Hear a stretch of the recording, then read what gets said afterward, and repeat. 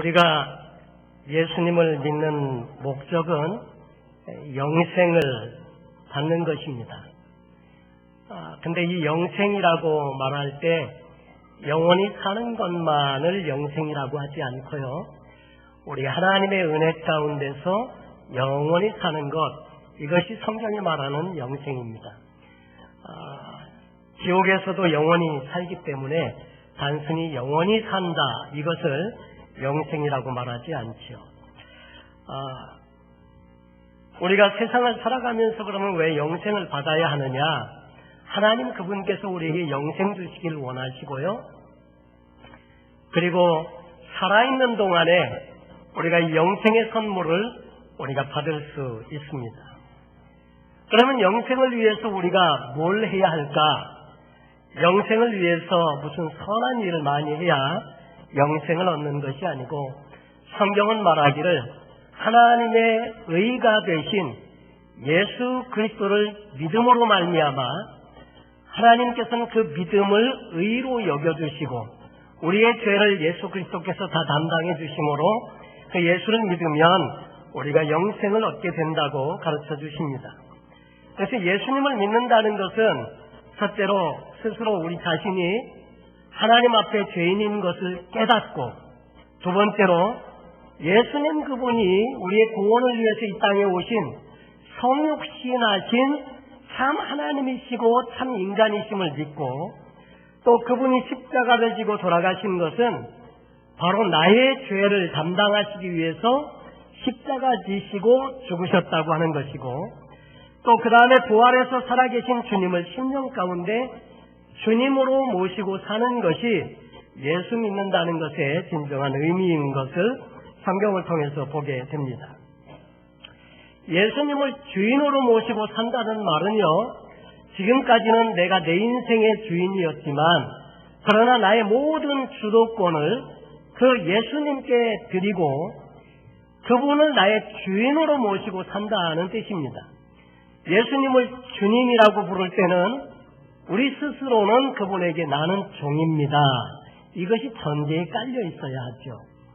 나는 종입니다. 이 종이라고 하는 것은 영어로 표현하면 slave입니다. 그러니까 주인이 하라는 대로 하고, 그리고 자신의 소유가 없어요. 이 종에게는 자기의 소유가 다 주인 것이고, 심지어 자기 생명도 주인 것이고, 주인의 말만이 유일한 자기의 법이고 그렇다는 거죠. 그래서 나의 모든 주인된 것, 이것을 다 주권을 다 이양시킨 것, 그리고 그분의 지도 아래서 말씀 안에서 사는 것이 성도의 삶이 구원 이후의 삶이라고 가르쳐 주십니다. 구원받은 이후에 그러면 성도는 어떻게 살아야 하느냐?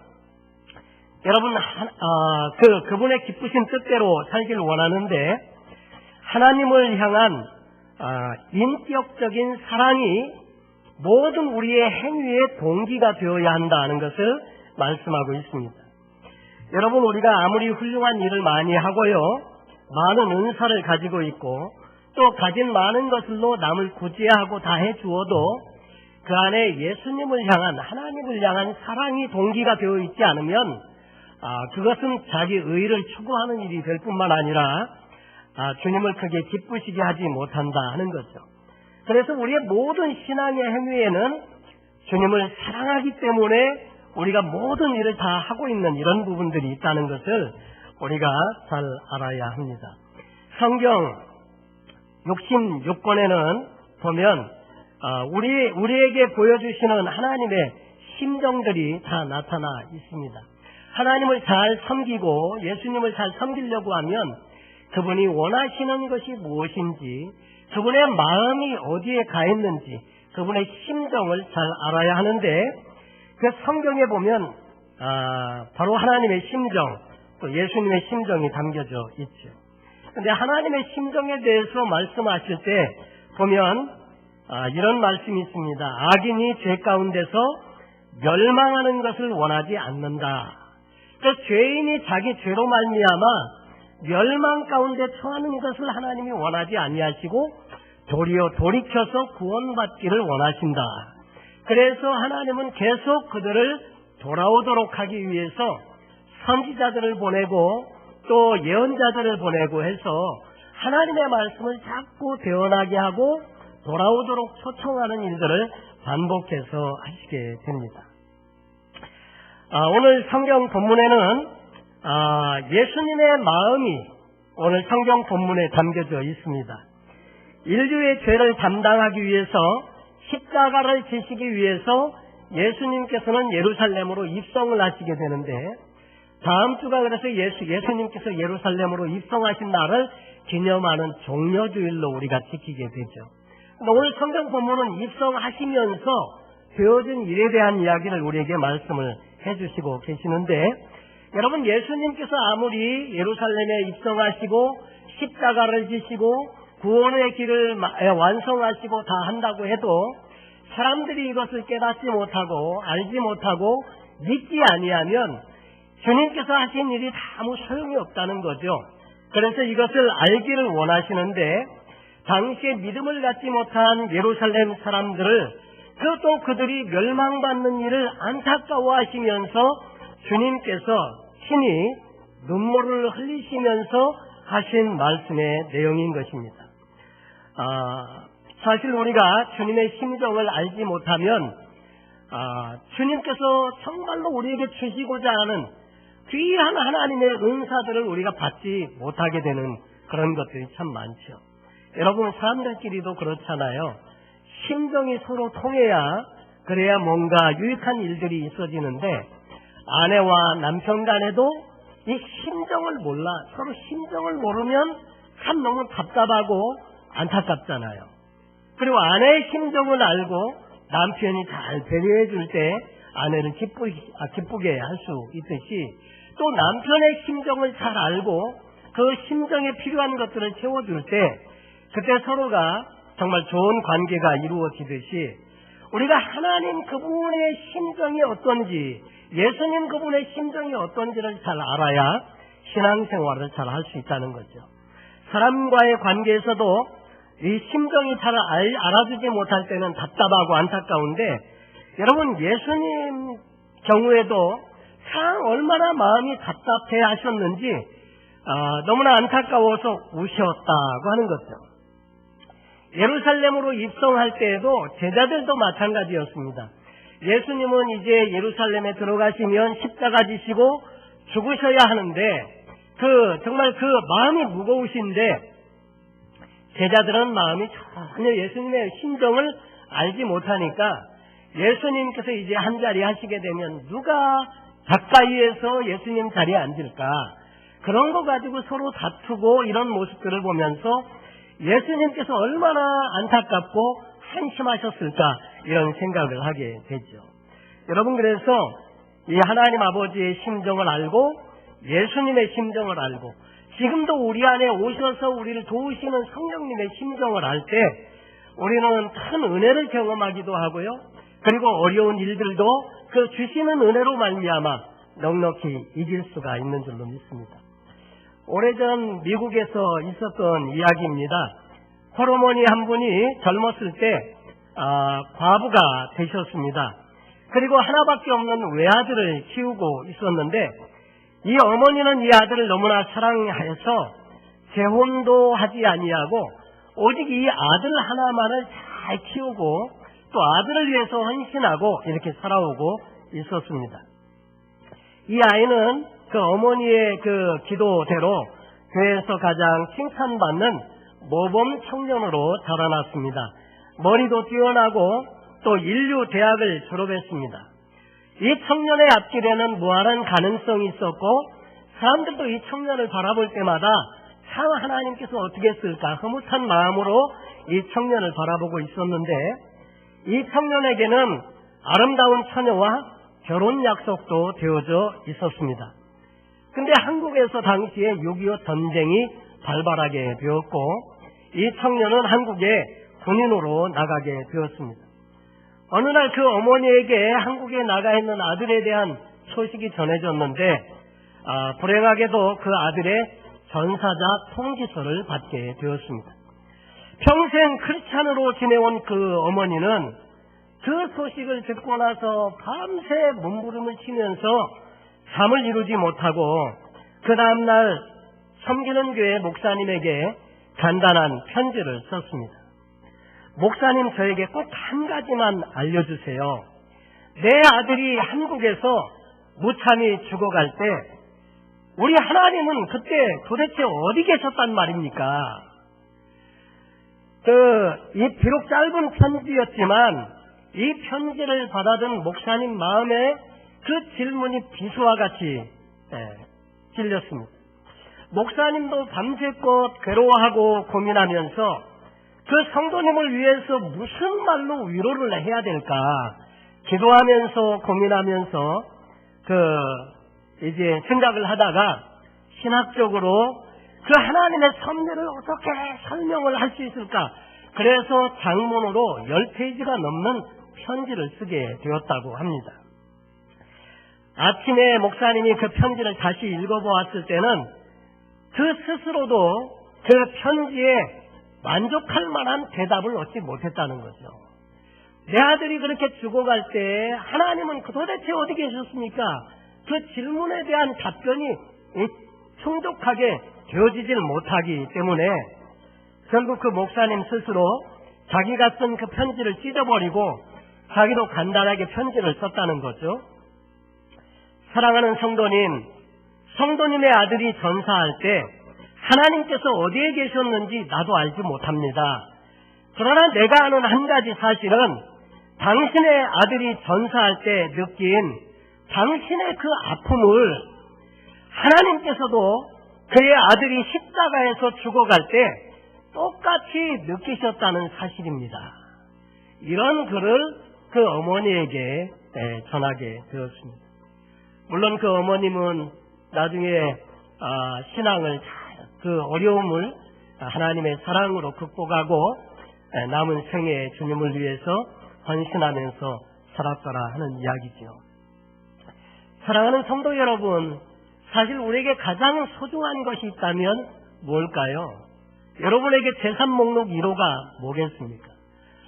집일 수도 있고 사업일 수도 있고 건강일 수도 있고 여러 가지 많이 있겠지만, 그러나 가장 소중한, 가장 귀중하게 여기는 것 중에 하나는 여러분의 자녀가 아닐까 생각을 합니다. 여러분, 무슨 대가를 지불하기 위해서 차라리 내가 죽으면 죽을지언정 자식을 죽게 하는 그런 부모는 별로 없을 것입니다. 근데 하나님 그분께서는 우리 인류를 위해서 얼마나 사랑을 하셨는지, 우리를 구원하기 위해서 그 사랑하시는 아들 독생자 예수 그리스도를 저와 여러분을 위해서 십자가에 내어주셨더라 하는 거죠. 여러분, 그래서 이 하나님은 우리를 얼마나 사랑하는지, 그 하나님의 사랑을 친히 독생자 예수를 내어주시면서 확실하게 증거해 주셨다는 내용을 로마서 5장 8절에 이렇게 말씀합니다. 우리가 아직 죄인 되었을 때에 그리스도께서 우리를 위하여 죽으심으로 하나님께서 우리에 대한 자기의 사랑을 확증하셨느니라, 확실하게 증거하셨느니라. 골로새서 2장 2절에서는요 그리스도를 하나님의 비밀이라고 이야기합니다. 여러분, 하나님께서 감춰두신 히든 카드, 이것이 뭐냐면 예수 그리스도, 지저스 크라이스트, 바로 창세기 3장 15절부터 약속하신 이 여인의 후손이 바로 예수 그리스도였다는 것, 이 감추어진 히든 카드를 결국 하나님께서 사용하심으로 말미암아 저와 여러분을 위한 인류 구원의 역사를 이루어 주셨다. 또 고린도후서 11장 2절에서는 이 하나님의 사랑을 하나님의 열심이라고 설명하고 있습니다. 그 우리를 구원하기 위한 하나님의 열심이 어떻게 나타났느냐면 예수 그리스도를 통해서 나타났다고 말씀을 하시는 것입니다. 여러분, 그런데 하나님은 없어질 세상 것을 위해서 그분의 독생자를 우리에게 내어주신 것이 아니라고 하는 것입니다. 우리 주님의 생명은 그렇게 값싼 것이 아닙니다. 요한복음 3장 16절에 보면 하나님이 세상을 이처럼 사랑하사 독생자를 주셨으니 이는 저를 믿는 자마다 멸망치 않고 영생을 얻게 하려 하십니다. 결국 영생을 주시기 위해서 이 예수를 우리에게 주셨더라 하는 거죠. 여러분, 이 세상에 살아가는데 필요한 것들이 참 많습니다. 여러분, 사업이 잘 되는 거, 건강한 거, 그 다음에 형통한 거 등등 여러 가지 많이 있지만, 그러나 여러분 생각해보면요, 예수 믿지 않아도 건강한 사람 세상에 많습니다. 예수 믿지 않아도 사업 잘하는 분 얼마든지 많이 있고요. 예수 믿지 않아도 잘 되고 인기 누리고 그렇게 살아가는 사람들은 많고요. 예수 믿지 않아도 가정이 화목한 사람들이 얼마든지 있습니다. 예수 믿지 않아도 열심히 일하면 부를 축적할 수 있고요. 예수 믿지 않아도 서로 노력하면 행복한 가정을 이루고 사는 사람들도 많이 있습니다. 그러나 여러분, 독생자를 주시지 않더라도 이미 우리가 누릴 수 있는 그런 축복을 위해서 그 소중한 예수님을 우리에게 주신 것은 아니라고 하는 거죠. 하나님께서는 이 세상에 건강이나 돈이나 명예나 권력이나 이런 것들로도 도무지 살 수 없는 가장 소중한 것, 그것은 뭐냐면 영생 아닙니까? 영생. 이것을 주시려고 예수 그리스도를 우리에게 주셨더라 하는 것입니다. 물론 예수님을 믿으면 하나님께서는 그런 축복들을 우리에게 허락해 주십니다. 그러나 궁극적으로 예수님을 우리에게 주신 가장 중요한 이유는 바로 이 영원한 생명을 주시기 위해서 예수 그리스도를 우리에게 주신 것이다 하는 것이 성경의 말씀입니다. 사실 예수님을 통해서 구원받고 영원한 생명을 우리 하나님과 함께 더불어 누리면서 사랑의 대상으로 살기를 예수님은 바라셨다고 하는 거죠. 그래서 하나님의 사랑의 수준은 우리가 헤아려도 측량할 수 없을 만큼 깊고 심오한 것이 하나님의 사랑이라는 것을 말씀해 주고 있습니다. 여러분, 예수 믿고도 우리는 입이 잘 안 풀릴 수도 있고요. 또 그 질병에 걸릴 수도 있고 그렇지만은 예수를 믿음으로 말미암아 우리는 구원받고 또 구원받은 우리에게 하나님은 그 외에 필요한 모든 자원들을 또 공급해 주심을 말씀하고 있습니다.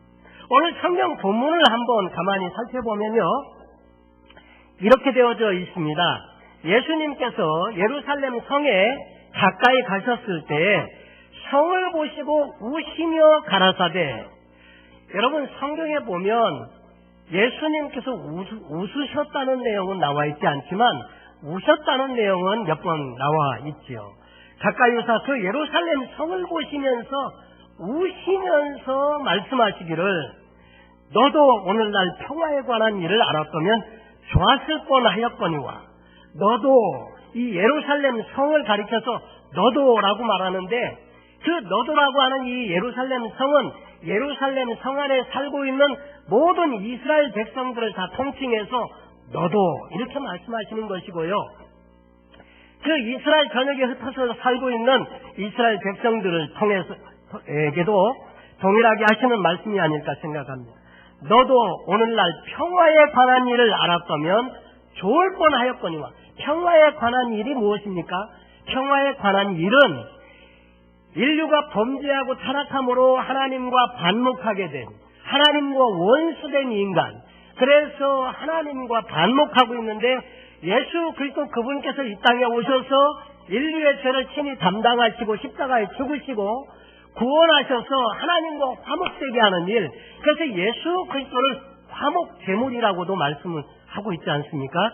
그래서 화목제물로 이 땅에 오셨는데 이 평화에 관한 소식, 하나님과 사람과의 이 화평에 관한, 평화에 관한 소식을 너도 좀 알았다면 좋았을 뻔하였거니와 지금 내 눈에 숨겨왔느니라.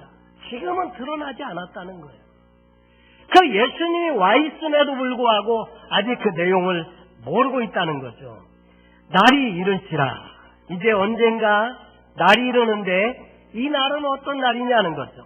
내 원수들이 토성을 쌓고 너를 둘러 사면으로 가두고, 다시 말해서 너라고 하는 말은 예루살렘 성인데 이 예루살렘을 향해서 원수들이 토성을 쌓고 둘러 사면으로 가두고, 또 너와 및 그 가운데 있는 내 자식들을 땅에 메어치며 죽이는 일들이 있게 된다는 것.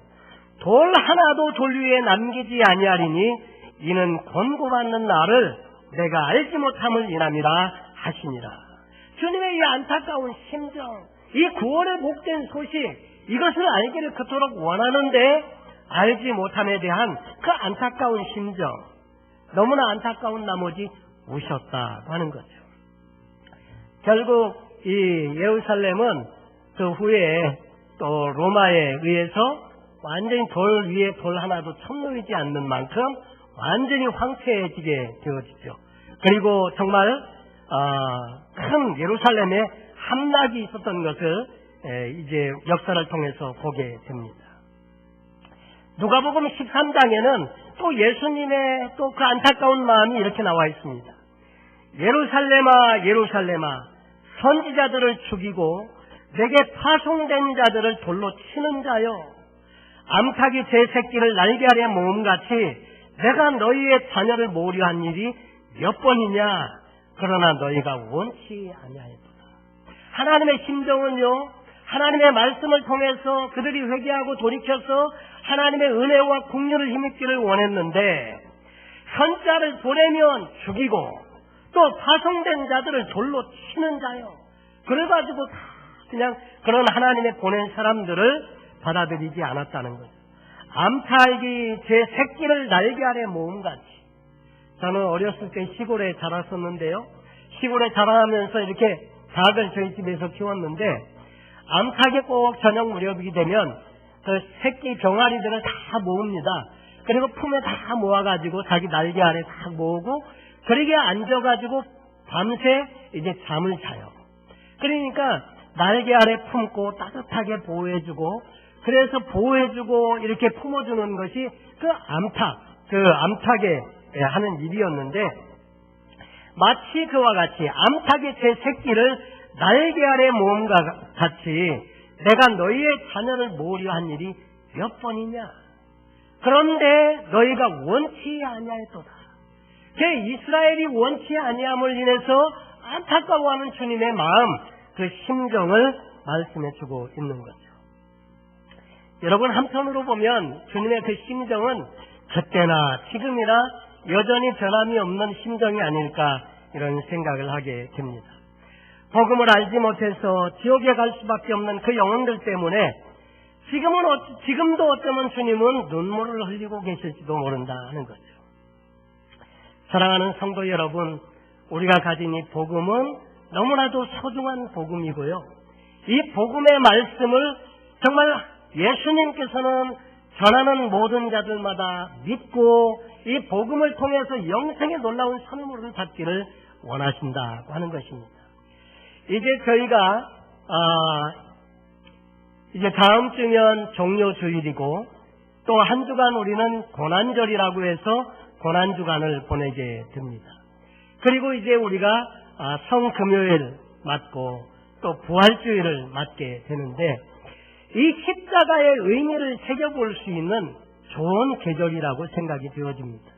이 십자가의 복음은 듣고 또 들어도 언제나 우리의 가슴을 뭉클하게 해주는, 특별히 이 사순절 기간을 지내면서 우리 하나님의 심정, 우리를 위해서 이 땅에 오셔서 십자가 지시려고 예루살렘으로 들어가시는 그 예수님의 심정, 이 심정을 우리가 헤아려서 한번 생각해 볼 수 있으면 좋겠다, 이런 생각이 듭니다. 하나님의 그 심정, 예수 그리스도의 그 심정을 우리가 헤아리고, 또 우리도 그 하나님의 사랑 가운데서 다시 한번 신앙이 정립되어지고, 그리고 아직 예수 그리스도를 알지 못하는 사람들에게 이 하나님의 말씀을 더불어 함께 나누면서 그 하나님의 정말 사랑의 마음, 그리고 그 아들을 친히 우리에게 주시기까지 사랑하시는 그 하나님의 심정을 함께 전해서 정말 우리가 기쁨으로 주님 앞에 예배하는 그런 은혜가 있으면 좋겠습니다. 여러분, 주님의 심정, 그 심정이 또 우리의 심정이 되어져서 세상 가운데 나간다면 하나님은 우리를 통해서 이 귀한 생명의 복음, 영생을 주시길 원하시는 하나님의 놀라우신 사랑이 저와 여러분을 통해서 이웃들에게 전해지게 될 줄로 믿습니다. 이런 선한 일들을 깊이 묵상하고 주님과 함께하는 복된 사순절 계절이 되시기를 예수님의 이름으로 축원합니다. 기도하겠습니다. 하나님 아버지, 우리가 부모의 심정을 헤아릴 수만